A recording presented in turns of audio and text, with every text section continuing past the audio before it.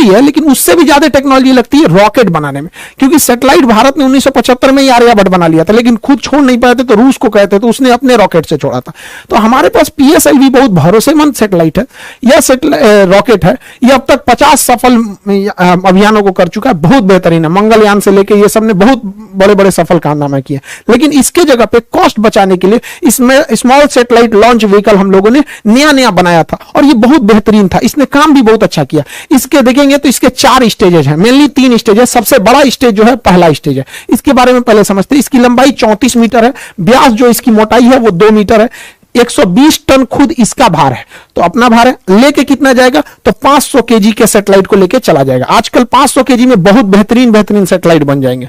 500 KG के satellite को 500 kilometre की ऊंचाई तक ही इजीली लेके जा सकता है। सबसे बड़ी विशेषता इसकी 30 करोड़ रुपए है, महज 30 करोड़। जबकि भारत अपना सैटेलाइट जब यूरोप वालों को देता है ना, तो यूरोप वाले उस सैटेलाइट को छोड़ने का 500 करोड़ रुपया फीस लेते हैं। सोच रहा तुम्हें 500 करोड़ रुपया तुम फीस ले रहा है, हम लोग का 30 करोड़ का रॉकेट वे आ गया यहाँ पर। और ये महज 3 स्टेज का है, और एक वेलोसिटी टर्मिनल मॉड्यूल है, यानी टोटल 4 स्टेज का है। सबसे बड़ा स्टेज जो है पहला स्टेज है, पहला स्टेज है सबसे बड़ा। तो ध्यान से समझते हैं इसके बारे में और डिटेल से।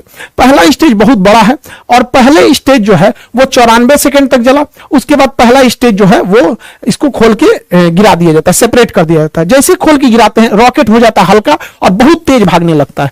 तो क्वेश्चन भी पूछता है कि जैसे जैसे रॉकेट अंतरिक्ष की ओर जाता है उसकी स्पीड क्या होती है, तो बढ़ते जाती है। रीजन 2 है, एक ये अपने कुछ स्टेजेस को नीचे सेपरेट करके गिरा देता है जिसकी वजह से हल्का हो जाता है। दूसरा, जितना पृथ्वी से दूर जाइएगा पृथ्वी के खींचने की अर्थात गुरुत्वाकर्षण शक्ति कम हो जाती है। तो एक तो शक्ति कम हो गई, दूसरा भार कम हो गया, इस वजह से तेज भागता है। दूसरा स्टेज जो था वो 113 सेकंड तक चला था। तीसरा स्टेज जो था वो 106 सेकंड तक चला था। यहां तक में कोई प्रॉब्लम आई थी चौथे स्टेज में। अब यहां थोड़ा ध्यान से समझिएगा, ये तीनों स्टेज में ना सॉलिड ईंधन का प्रयोग किया जाता है। जैसे दीपावली के रॉकेट में जो ईंधन भरा जाता है ना, बारूद, सॉलिड इंजन होता, सॉलिड होता है, वो एकदम ठोस होता है, बारूद भर दिया जाता है। वैसे इसमें सॉलिड फ्यूल का यूज किया था, यानी बारूद भरा गया था। इसमें एक बार आग पकड़ लिया ना तो आपके कंट्रोल में नहीं रहेगा, ना ही आप इसे स्टॉप कर सकते हैं। तो सॉलिड इंजन की एक खराबी, पावर तो तगड़ा देते हैं सब, लेकिन इन्हें आप कंट्रोल नहीं कर सकते। तो इसरो कितना दिमाग लगाया, जब सीधे ऊपर भेजना था तो लगा दिया तीनों में सॉलिड इंजन। और ये सॉलिड इंजन जो होता है इसमें जो सॉलिड फ्यूल यूज किया जाता है HTPB, ये फुल फॉर्म एग्जाम में पूछता है, HTPB हाइड्रोक्सिल टर्मिनेटेड पॉलीब्यूटेराइन, ये इसमें यूज होता है HTPB ईंधन के रूप में। इसे कंट्रोल नहीं किया जा सकता। तो ये तो चौथा, अब लास्ट स्टेज एकदम छोटा सा था, एकदम छोटा सा था, उसे महज 20 सेकंड के लिए बनाया गया था चौथे स्टेज को। उसका नाम होता है velocity trimming module, VTM, velocity trimming module. यहीं से गड़बड़ चालू हो गया। इस ससुरा को चलना था चौथा स्टेज को 20 सेकंड के लिए, चला 21 सेकंड के लिए। 1 सेकंड के लिए चला तो क्या हो गया कि ये सर्कुलर की जगह इलिप्टिकल पाथ पर चला गया। जाना चाहिए था गोल, चल गया अंडाकार में, क्योंकि इसका काम होता है स्पीड को बढ़ा घटा के पाथ को मेंटेन करना, जिस वजह से इसका डाटा लॉस हो गया और ये प्रशांत महासागर की ओर गिर जाएगा। यहां पर ये इलिप्टिकल नहीं हो पाया था। यहां पे लास्ट स्टेज में देखिए, जो वेलोसिटी ट्रिमिंग मॉड्यूल होता है वो इन सैटेलाइटों को लॉन्च करने के टाइम उनका एंगल डिसाइड करता है, किसको कितने एंगल पे छोड़ना है, मल्टीपल सैटेलाइट्स को कितने एंगल पे किसको कितना घुमाना है। यहीं पर डाटा लॉस हो गया। ये सारा चीज अपने समय सही से चल रहा था, यहां पे क्या हो गया, डाटा लॉस हो गया। 20 सेकंड की जगह पे 1 ही सेकंड फायर हुआ। इसका मतलब पूरा रॉकेट सही है, कोई दिक्कत नहीं है, बस ये ट्रिमिंग मॉड्यूल में दिक्कत है, एंगल गड़बड़ा दिया था। देखिए एक चीज ध्यान से समझिएगा, जो सैटेलाइट उपग्रह जो होते हैं पृथ्वी के करीब घूमते हैं उन्हें सर्कुलर पाथ पर घूमना पड़ता है, और जो दूर घूमते हैं उन्हें इलिप्टिकल पाथ पर घूमना पड़ता है।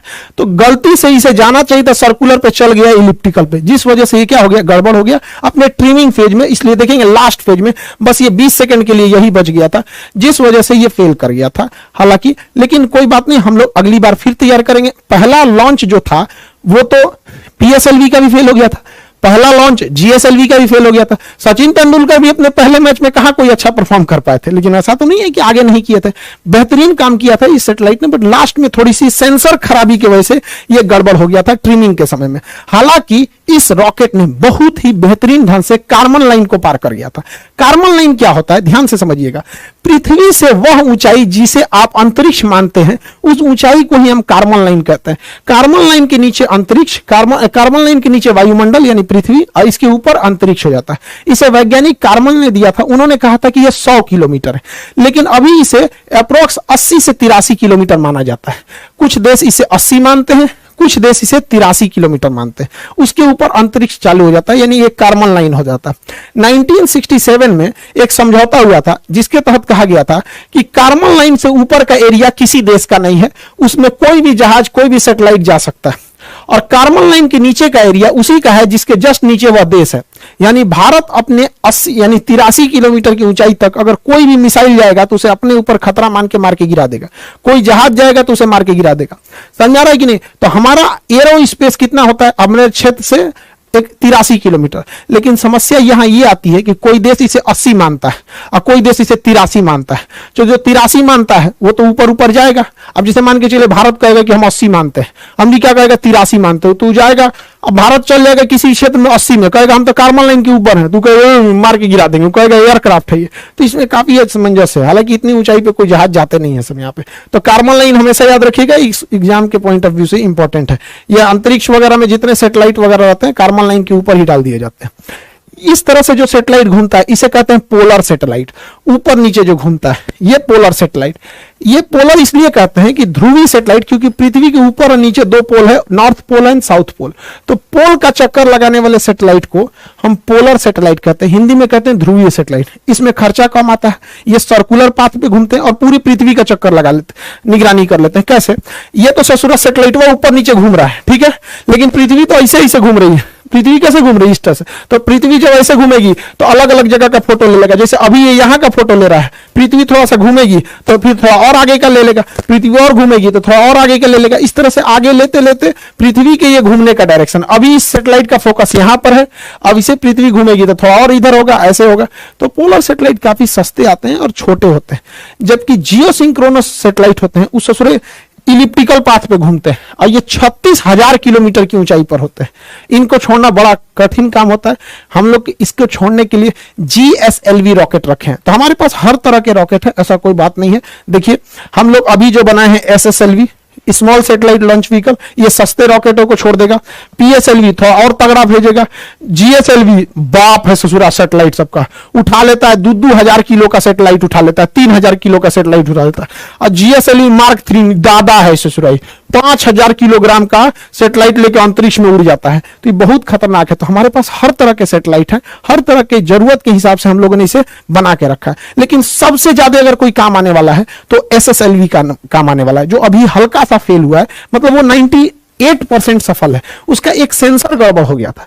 SSLV की हम इतनी चर्चा क्यों कर रहे हैं, समझिए ध्यान से। एक ससुरा ये 72 घंटा में रेडी हो जाता है, मतलब ये पार्ट बाय पार्ट बन के बना रहता है। इसे कसने के लिए केवल 72 घंटा चाहिए, 3 दिन में रेडी हो जाता है। और इसे केवल 6 आदमी मिलकर रेडी कर सकते हैं और हर हफ्ते इसे लॉन्च किया जा सकता है। हर हफ्ते फटाफट 3 दिन में लॉन्च होगा, और समय देख के मौसम ठीक है कि नहीं, सब कुछ ठीक है, लॉन्च कर देंगे। फिर हर हफ्ते इसे लॉन्च किया जा सकता है। महज 30 करोड़ में आता है, 30 करोड़ में।